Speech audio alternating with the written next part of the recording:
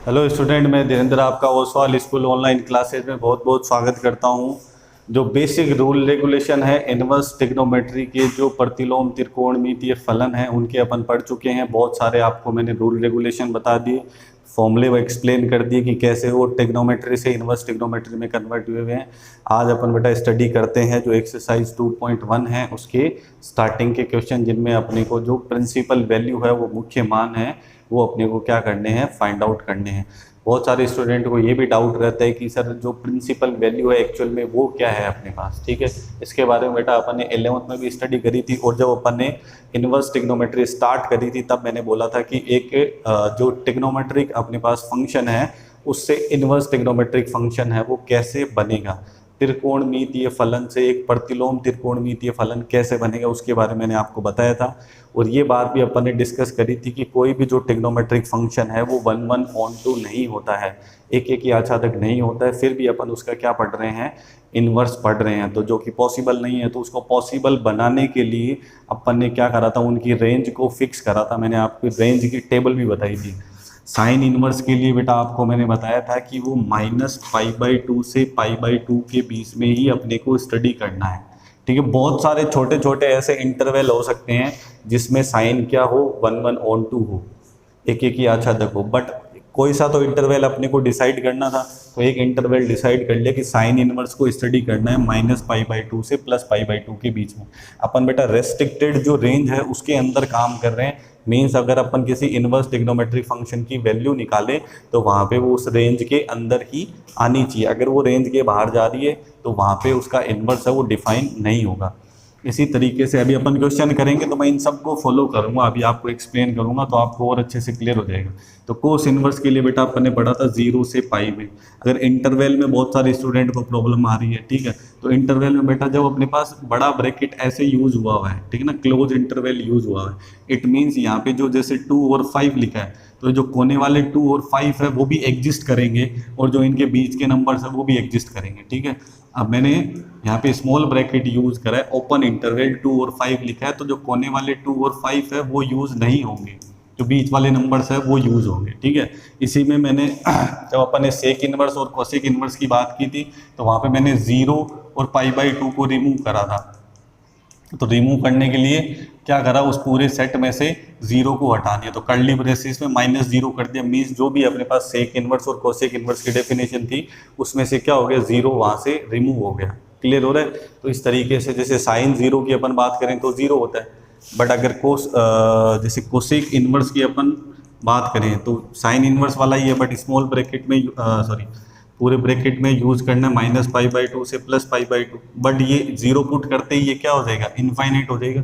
तो यहाँ पे 0 को क्या करना है बेटा, इस तरीके से रिमूव करना है। इट मीन्स -90 से +90 के बीच में सारी वैल्यूज को एग्जिस्ट करवाना है, किसको छोड़ के, 0 को छोड़ के। तो उसमें मैंने क्या कर दिया, माइनस कर दिया। और सेम ये π/2 मैंने माइनस करा था सेक इनवर्स में। ठीक है, सेक इनवर्स की जो डेफिनेशन थी उसके हिसाब से उसकी रेंज में क्या था, 0 से π था, जो कोस इनवर्स में वही, बट इसमें किसको इंक्लूड नहीं करना है अपने को, π/2 को।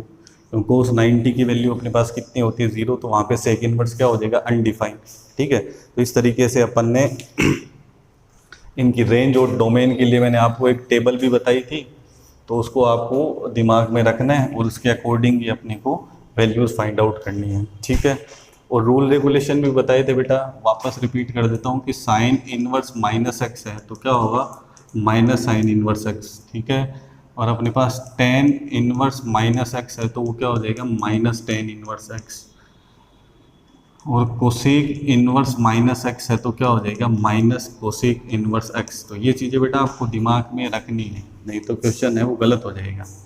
फिर अगर अपन बात करें कोस इनवर्स -x की तो क्या होगा, pi minus cos inverse x। और ये क्यों होगा मैंने इसको एक्सप्लेन भी करा था आपको। ठीक है, और tan इनवर्स -x होगा तो tan इनवर्स नहीं, कोट इनवर्स -x होगा तो क्या होगा, pi minus cot inverse x। और अपने पास होगा सेक इनवर्स -x, तो वो भी क्या होगा बेटा, pi minus sec inverse x। इसको बहुत इजीली आप समझ भी सकते हो, मैंने आपको एक्सप्लेन करके भी बताया था। तो ये आपके दिमाग में रहनी चाहिए। जैसे फर्स्ट क्वेश्चन है बेटा साइन इनवर्स 1, तो एक्चुअली ये पूछना ये चाह रहा है आपको कि साइन वाली टेबल में आपके पास जो 1 वैल्यू है वो कौन सा एंगल दे रहा है, तो आप डायरेक्ट बता सकते हो कि यार π/2 पे अपने को क्या मिलता है, 1 मिलता है। क्लियर हो रहा है इतना? इसको देखो बहुत सारे स्टूडेंट है या बहुत सारी बुक्स है उसमें अलग अलग मेथड से मिलता है, तो मैं आपको डायरेक्ट एक्सप्लेन करने की कोशिश करता हूँ कि इसका जो आंसर है कि साइन वाली टेबल में 1 वैल्यू अपने को कौन देगा, 90 देगा। आंसर आ गया, खत्म। क्लियर हो रहा है? और लास्ट में जो आंसर आ रहा है उसको इस तरीके से भी अपने को देखना है कि साइन इनवर्स के लिए अपन ने आंसर फाइंड आउट करा, प्रिंसिपल वैल्यू फाइंड आउट करिए, मुख्य मान निकाला है, तो वो बिलोंग करना चाहिए जो साइन इनवर्स की रेंज थी, मीन्स -π/2 से π/2 के बीच में आना चाहिए। तो आ रहा है तो करेक्ट है, सही है। तो बहुत सारे स्टूडेंट ऐसे करते हैं इसको, ठीक है, डायरेक्ट नहीं लिखना चाहिए। अभी जो बता रहा हूँ ये वाला तरीका बेस्ट है, इसको यूज़ करना आपको। साइन इनवर्स 1 है तो इसको आप क्या कर सकते हो, x मान सकते हो, ठीक है। तो साइन x की वैल्यू अपने पास कितनी होगी, 1 होगी। तो साइन x इक्वल टू अपने पास 1 है, तो 1 जो 1 है वो साइन वाली 1 है वो साइन वाली टेबल में जाके देखना वैल्यू किसकी होती है, π/2 की। अब बहुत सारे स्टूडेंट ये बोलते हैं कि सर 1 वैल्यू तो cos 0 की भी होती है, उससे अपने को मतलब नहीं है। अपने को क्वेश्चन में वैल्यू किसके लिए, प्रिंसिपल वैल्यू किसके लिए फाइंड आउट करनी है, साइन इनवर्स के लिए। कैसे पता चलेगा, क्योंकि यहाँ पे लिखा है साइन इनवर्स 1, ठीक है ना, उससे कंफ्यूज होने की जरूरत नहीं है। तो x की वैल्यू बेटा कितनी आ जाएगी, π/2। क्लियर हो रहा है? बहुत सारे स्टूडेंट ऐसे भी लिखते हैं, ये वाला तरीका भी ठीक है यार, साइन इनवर्स 1 को सॉल्व करके प्रिंसिपल वैल्यू बतानी है, ठीक है। ये डायरेक्ट हो गया समझने के लिए, ठीक है ना। ये मेथड ठीक है फर्स्ट वाला, और सेकंड वाला भी ठीक है, मैं सेकंड वाला ज़्यादा यूज़ करूँगा, ठीक है। साइन इनवर्स 1 है तो साइन वाली टेबल में जाके देखेंगे कि वैल्यू 1 किसकी है, π/2 की है, साइन π/2 की। तो 1 की जगह मैंने क्या पुट कर दिया, साइन π/2। और मैंने आपको रूल बताया था कि साइन इनवर्स और साइन x होगा तो वो कैंसिल होकर क्या बनेगा, x बनेगा। और यहाँ पे आप एक्सप्लेन कर सकते हो कि 1 वैल्यू किसकी होगी, साइन π/2 की। ये क्लियरली यहाँ पे क्या हो जाएगा, ये दोनों कैंसिल हो जाएंगे और अपने को आंसर क्या मिलेगा, π/2। और मोस्ट इंपॉर्टेंट अपने को ये ध्यान रखना है कि अपनी ये रेंज में आना चाहिए। साइन इनवर्स की रेंज क्या होती है, -π/2 से +π/2। तो π/2 जो आंसर आ रहा है वो बिलोंग कर रहा है माइनस नंबर से प्लस नंबर में, ठीक है। तो अपन ये वाला मेथड यूज़ करेंगे, ठीक है। अब इसी में सेकंड अपने पास है बेटा कोस इनवर्स -1/2। तो सबसे पहले आपको कोस इनवर्स में जब माइनस आता है तो उसकी प्रॉपर्टी आपको क्लियर होनी चाहिए। तो प्रॉपर्टी क्या थी बेटा, कि कोस इनवर्स -x होता है तो अपन क्या करते हैं, pi minus cos inverse x, pi minus cos inverse x। तो यहाँ पे अगर माइनस को अपने को रिमूव करना है तो अपन क्या करेंगे, पाई माइनस कोस इनवर्स 1/2। अब यहाँ पे माइनस नहीं लगाना है, बहुत सारे स्टूडेंट ये गलती करते हैं कि पाई माइनस करने के बाद में भी क्या करते हैं, यहाँ पे फिर से माइनस लगा देते हैं। ये माइनस को हटाया है तभी ये पाई माइनस कोस इनवर्स 1/2 है। क्लियर है इतना? अब क्या करना है, मैंने बोला आपको मैं ये सेकेंड वाला मेथड यूज़ करूँगा। तो कोस इनवर्स 1/2 है तो कोस वाली टेबल में जाके देखने की 1/2 वैल्यू किसकी होगी, साइन में वैल्यू किसकी होती है, ये 30 की, तो कोस में किसकी होगी 60 की। तो यहाँ पे क्या लिखेंगे, कोस π/3। और यहाँ पे बेटा रेडियन यूज़ करना है, डिग्री में कोई नहीं लिखेगा, ठीक है। तो पाई माइनस फिर से कोस इनवर्स और कोस क्या हो जाएगा, कैंसिल, ठीक है। ये मैं बता चुका हूँ, कोस इनवर्स और कोस कैंसिल हो जाएगा, क्या आएगा अपने पास, एक्स। तो कोस इनवर्स और कोस कैंसिल हो जाएगा, तो यहाँ क्या आएगा बेटा π/3। और पाई माइनस π/3 करेंगे तो एलसीएम लेंगे तो क्या होगा, 3π माइनस पाई 2π/3। और 2π/3 मीन्स कितना हो गया, π/3 × 2, तो कितना होगा 120 डिग्री।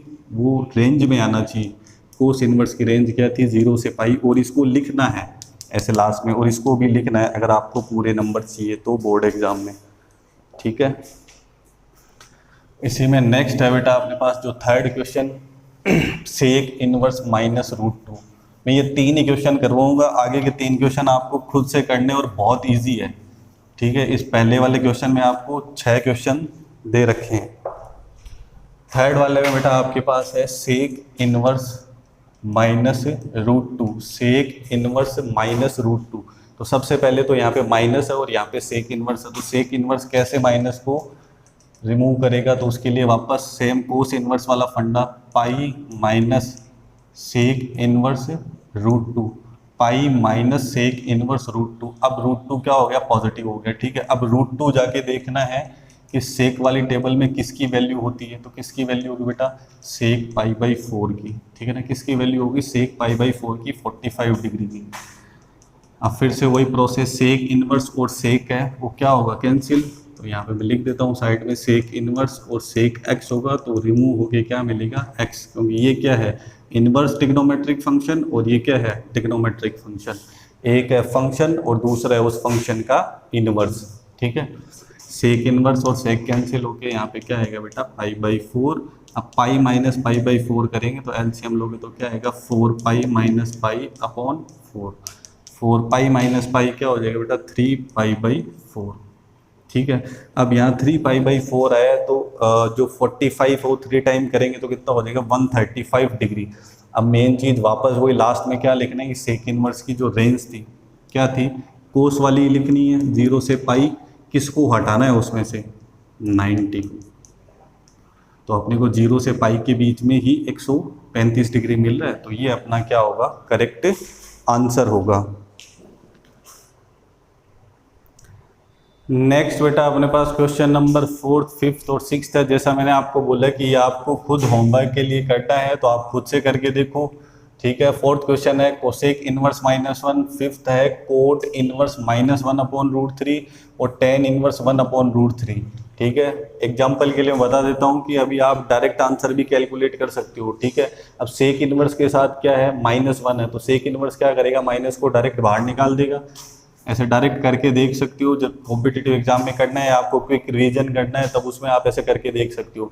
तो कोसेक इनवर्स माइनस को बाहर निकाल देगा और 1 वैल्यू कौन देगा बेटा, कोसेक इनवर्स में पाई/2, तो फाइनल आंसर क्या आ जाएगा, -पाई/2। लास्ट में आपको क्या चेक करना है कि -पाई/2 से +पाई/2 और 0 को रिमूव करने के बाद में ये इसकी रेंज में आता है कि नहीं आता। इसी तरीके से आपको 5th क्वेश्चन करना है और 6th क्वेश्चन करना है। अब आपको बुक में बेटा 2-3 टाइप के क्वेश्चन मिलेंगे, जिसमें इनवर्स ट्रिग्नोमेट्री की जो एक्सरसाइज है उसमें आपके पास क्या क्या होगा। जैसे सेकंड क्वेश्चन है, सेकंड से लगाकर आगे तक अपने पास जो सीरीज चल रही है 15-16 क्वेश्चन तक, उसमें आपको क्या करना है, प्रूव करना है। प्रूव करना तो उसमें कुछ बड़ी बात नहीं है, LHS इक्वल टू क्या करना है, RHS करना है। और बहुत सारी जो क्वेश्चन होंगे उसमें आपको ऐसा लिखा रहेगा कि इसको सॉल्व करो, ठीक है ना, सॉल्व करो या हल करो। तो उस कंडीशन में क्या होगा, आपको उसको सॉल्व करके जो भी इक्वेशन बनी हुई है उसमें से x की वैल्यू फाइंड आउट करनी है। तो दोनों क्वेश्चन में कंफ्यूज नहीं होना है। बहुत सारे स्टूडेंट हैं जो कैलकुलेट करने वाला है, जो सॉल्व करने वाला है अपने पास, जिसमें से x की वैल्यू कैलकुलेट करनी है, उसको प्रूव करने लग जाते हैं।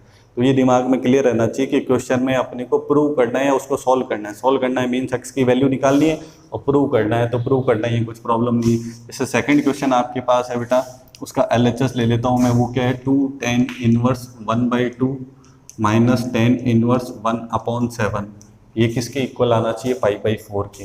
अगर यहाँ पे 2 नहीं होता अपने पास तो अपन डायरेक्ट फॉर्मूला लगा सकते थे tan inverse x minus tan inverse y का, बट यहाँ पे क्या है, 2 tan इनवर्स है। तो सबसे पहले अपने को क्या करना पड़ेगा, 2 tan इनवर्स से क्या करना पड़ेगा, tan इनवर्स बनाना पड़ेगा। तो फॉर्मूला क्या लगेगा, 2 tan inverse x equal to tan inverse 2x/1 minus x square, ठीक है। तो 2 tan इनवर्स से अपन पहले क्या बनाएंगे, tan इनवर्स, ठीक है।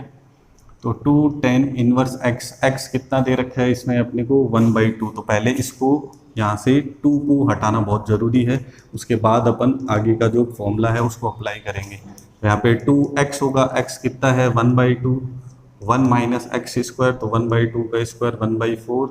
इसको कैलकुलेट करेंगे अपन तो यहाँ पे 1 आ जाएगा, और डिनोमिनेटर में आ जाएगा 4 माइनस 1, क्या बन जाएगा 3/4। तो ये फाइनली क्या आ जाएगा 4/3। तो जो 2 tan इनवर्स 1/2 है उसको मैं क्या लिख सकता हूँ, tan इनवर्स 4/3। 2 tan इनवर्स 1/2 को मैं क्या लिख सकता हूँ, tan inverse 4/3 minus tan inverse 1/7, ठीक है। तो यहाँ पे अब फॉर्मूला यूज करेंगे tan inverse x minus tan inverse y का। बहुत आसान है, क्वेश्चन देख के अपने आप समझ में आएगा आपको कि क्या करना है। फॉर्मूला क्या था, फॉर्मूला अच्छे से लर्न होना चाहिए, tan inverse x minus y upon 1 plus XY, ठीक है। तो यहाँ पे x कितना हो गया 4/3 और y कितना हो गया 1/7। तो tan inverse x minus y upon 1 plus XY, ठीक है, तो इसको कैलकुलेट कर लेंगे अपन। तो यहाँ एलसीएम लेंगे तो 21 आ जाएगा, 28 माइनस 3 आ जाएगा 25, और यहाँ पे 21 प्लस 4 आ जाएगा 25। तो 25/25 क्या हो जाएगा बेटा 1, और tan इनवर्स क्या बन गया 1। इस जैसी प्रॉब्लम बन गई जो स्टार्टिंग में अपन कर रहे थे कि tan इनवर्स 1 की जो प्रिंसिपल वैल्यू है वो क्या होगी, बहुत क्लियरली बता सकते हो। और यार आंसर भी आपके सामने है, तो आपको पता होना चाहिए कि ये पूरा झमेला है, इसको सॉल्व करेंगे तो यहाँ पे 1 ही मिलना चाहिए, तभी आंसर क्या आ सकता है π/4 आ सकता है। तो 1 की जगह में क्या लिखूंगा tan π/4, तो tan इनवर्स और tan कैंसिल हो जाएगा बेटा, तो क्या मिल जाएगा π/4, ये आपका क्या आ जाएगा RHS। इसी तरीके से आगे के क्वेश्चन हैं, अगर आपको डायरेक्ट पैटर्न दिख रहा है तो डायरेक्ट फॉर्मूला लगा सकते हो। यहाँ पे 2 tan इनवर्स या 3 tan इनवर्स ऐसा कुछ दिख रहा है तो उसको पहले किस में कन्वर्ट करना पड़ेगा, tan इनवर्स में। ऐसे ही साइन और कोस वाले क्वेश्चन होंगे, तो अपन नेक्स्ट क्लास में सॉल्व करेंगे। इतने अच्छे से प्रैक्टिस कीजिए, एंड फॉर्मूला की जो फॉर्मूले हैं उनके बिना कुछ नहीं होगा, ये ध्यान रखना। चलो, थैंक यू सो मच।